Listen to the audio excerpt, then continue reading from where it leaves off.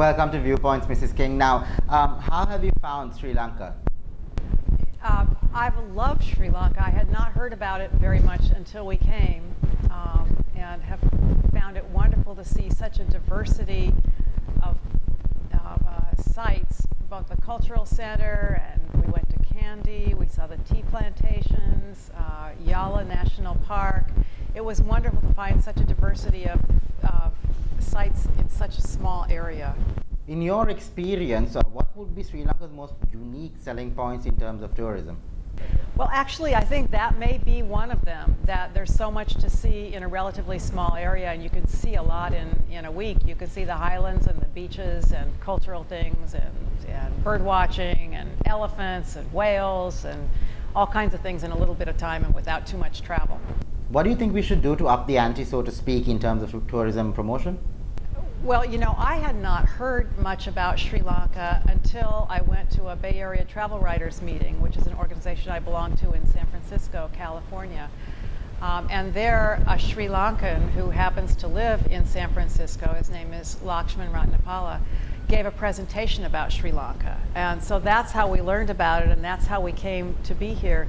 Most of our friends didn't know where Sri Lanka was, and our friends are pretty well educated and have traveled quite a bit, but they didn't know where Sri Lanka was or much about it. So I think that's the biggest thing, is to just get the word out about what's available here and do more marketing. Any country in particular that we should emulate, if at all, to make Sri Lanka a much more sought after travel destination?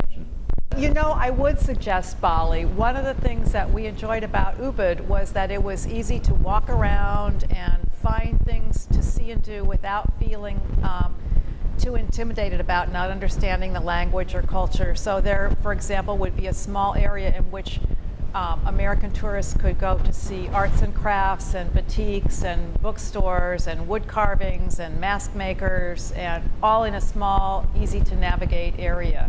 And that was very attractive for us as tourists because it made it easy for us. Ecotourism, in your opinion, is the way forward? Ecotourism is absolutely the way to go.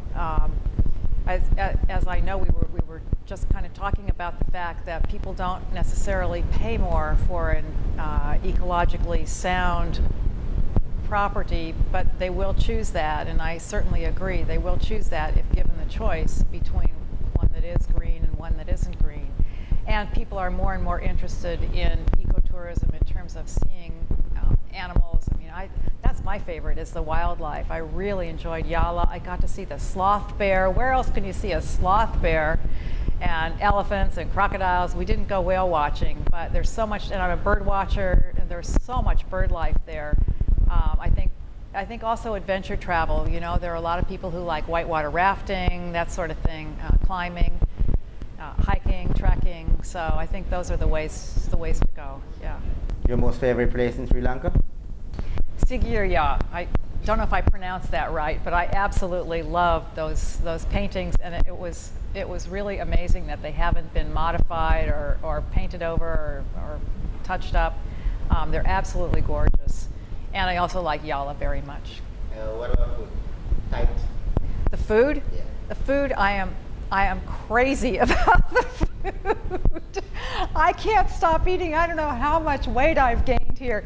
I like the curries and the coconuts, and I'm very excited that I got a cookbook I can take home with me and try to start cooking some Sri Lankan food at home. Again, this is another thing I didn't know anything about. I hadn't thought about what is Sri Lankan food like. I hadn't given it any thought at all.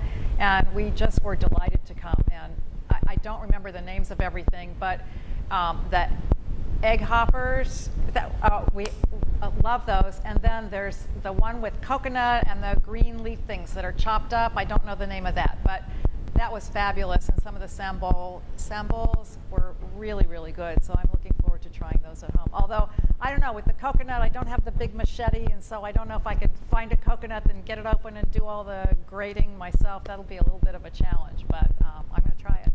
Overall experience? Fabulous, absolutely fabulous. One of the best places I've ever visited.